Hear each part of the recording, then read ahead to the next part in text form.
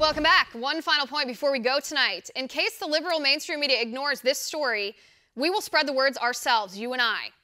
An armed gunman opened fire today at a high school about 100 miles outside of Chicago, Illinois. The gunman was a 19-year-old former student. He opened fire in an auditorium at the school filled with current seniors who were there practicing for their graduation. In response to the gunman's threat, the school resource officer, who was armed, did his job by returning fire. The gunman was hit but not killed, and the attack was thwarted. The school resource officer, a man by the name of Mark Dallas, he is a hero. He averted a mass school shooting. Neither Officer Dallas nor any of the other students in the auditorium getting ready for their graduation were harmed or hurt. In other words, a good guy with a gun stopped a bad guy with a gun. An armed school resource officer stopped a school shooter trying to wage a mass murder attack. Imagine what could have happened if the good guy with a gun wasn't allowed to have that gun. Imagine the scene in this auditorium on the last day of school if these students were sitting ducks with no means of defense. Well, thank God for the bravery of Officer Mark Dallas. Thank God he was armed with a means to protect himself and these students. And what can we learn from this?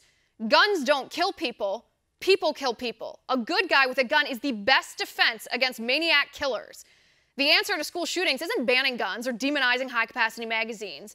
It's making sure students are safe by giving teachers and guards the adequate means to thwart attempted attacks and shootings. Yes, that means giving school guards and qualified teachers firearms. Now, mark my words, the liberal media will ignore this story. They won't touch it, because the fact that a man with a gun saved lives, that debunks the entire liberal narrative on gun control.